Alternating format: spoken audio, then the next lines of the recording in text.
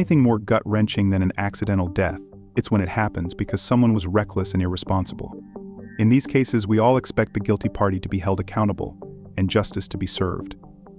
But what if the guilty party is rich and manages to buy off the justice system like a pack of biscuits in a department store? You'd feel enraged, even if the victim wasn't your friends or family. On the night of May 18, 2024, the bustling city of Pune, India, witnessed a tragic incident that shook the nation. A high-speed crash involving a luxury Porsche claimed the lives of two young professionals, Anish Awadhya and Ashwini Koshta. And guess what the court decided for the criminal's punishment? A 300-word apology letter. Seriously, I wish I were making this up. So there was this lively restaurant and bar in Koregam Park, Pune, called Kosi. Vedant Agarwal, a 17-year-old, and his friends were celebrating because Vedant scored 60% in his 12th board exams. His grandfather had given him a credit card to cover the party expenses. Around 10:30 p.m., they all reached the pub and started ordering food and drinks. Now, in Maharashtra, the legal drinking age is 25, but somehow this 17-year-old was served alcoholic drinks. Within just 90 minutes, their bill shot up to 48,000. After that, they decided to head to another pub called Black, located in Marriott Suites. Normally, only members can get into Black, but these guys were allowed in and were served alcohol until 2 a.m. When it was finally time to go home, around 2:30 a.m., Vedant, heavily intoxicated, got behind the wheel of his father's unregistered Porsche and without having a driving license. A 17 years old, with lots of alcohol, and a sports car with no license and no reg. What happened next somewhat feels like 224. If there's anything more gut-wrenching than an accidental death, it's when it happens because someone was reckless and irresponsible. In these cases, we all expect the guilty party to be held accountable and justice to be served. But what if the guilty party is rich and manages to buy off the justice system like a pack of biscuits in a department store? You'd feel enraged, even if the victim wasn't your friends or family. When a 17-year-old boy was driving his Porsche in Pune's Kalyani Nagar road at a speed of 150 km/h in a crowded area. At the same time, two 24-year-olds, Anish Awadhya and Ashwini Koshta, were heading home after having dinner in Kalyani Nagar, Pune. They both worked for Johnson Controls, Anish as a business analyst and Ashwini as an analyst. After dinner, they were riding home on Anish's motorbike. Anish Awadhya, the eldest son from Madhya Pradesh, was dedicated to his family and passionate about animals, photography, and sketching. That Porsche car collided with Anish's bike with such intensity that due to the impact of that crash, the body of Ashwini, who was sitting behind, flew almost 20 feet in the air and fell on the road. Anish's body collided with the car ahead. After the accident, many people tried to take Anish and Ashwini to the hospital. They even tried to manhandle the boy. But sadly, Ashwini Koshta and Anish Awadhya died immediately and unfortunately on the spot. Anish and Ashwini, who were joking with their friends a few seconds ago and sharing updates about their lives, now both of them were dead bodies on the road, and only one person and one negligence of driving fast was responsible for their death. The aftermath of the crash revealed a web of corruption and privilege.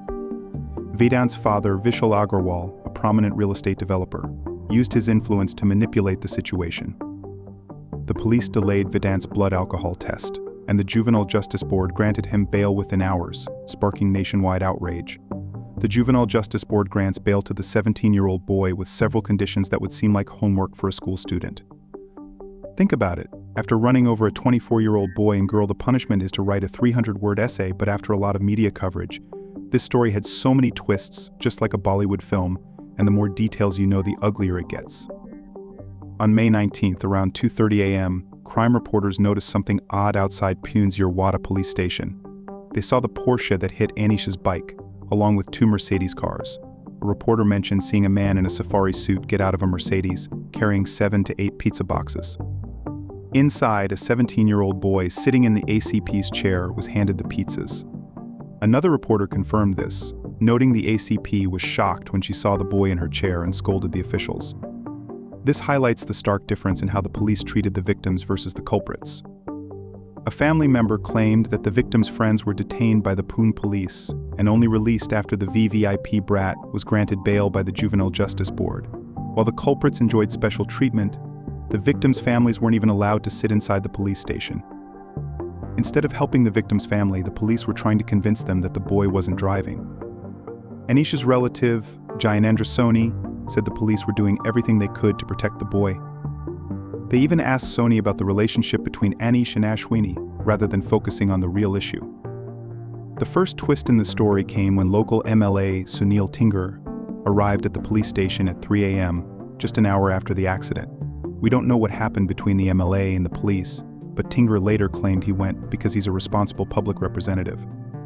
He also admitted he knew the boys' family very well, having known them for 30 years. He said he only went to the station because the family asked for his help. But when he saw how serious the incident was, he claimed he decided not to interfere in the investigation. On May 19th, the boy was taken to the Juvenile Justice Board, but the Pune police didn't follow protocols. They delayed crucial tests for 8 hours, making the alcohol tests ineffective. Later, the police commissioner claimed that the boy's blood samples were swapped with someone else's, allegedly his mother's, at the hospital to cover up any evidence of drinking. The Juvenile Justice Board granted bail to the boy immediately. The boy was told that for his alcoholism problem, he should seek de-addiction counseling and consult a psychiatrist. But when the media released these details on 19th May, a large number of people were furious and asked how a person could be granted bail so soon after killing 2 people. Locals in Pune held a candlelight march after the incident gained national attention. On May 20th, the Pune police filed a second FIR, charging Vedant Agarwal, the boy's father, for letting his underage son drive and prosecuting 4 bar owners who served alcohol to minors. Vishal went missing but was arrested the next day in Aurangabad. The court then directed the police to seek permission from the Juvenile Justice Board to try the boy as an adult. The Pune police filed another FIR, stating the boy committed a serious crime, allowing him to be tried as an adult. Maharashtra's Deputy Chief Minister then held a press conference, promising the police would pursue every legal remedy for justice.